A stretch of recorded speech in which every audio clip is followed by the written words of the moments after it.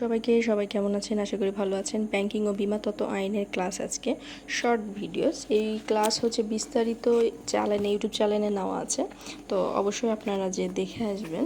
এই যে হচ্ছে প্রবলেম 7 আমরা করব হচ্ছে ব্যালেন্স শিট।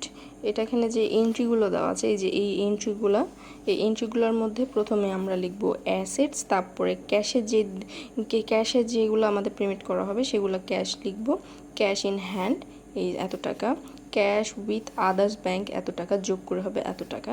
তারপরে এই যে ইনভেস্টমেন্ট, তারপরে লোন যেগুলো থাকবে সেগুলো, তারপরে ফিক্সড অ্যাসেট যেগুলো থাকবে সেগুলো, আদার্স অ্যাকাউন্ট থেকে যেগুলো থাকবে সেগুলো, আদার্স অ্যাসেট যেগুলো থাকবে সেগুলো।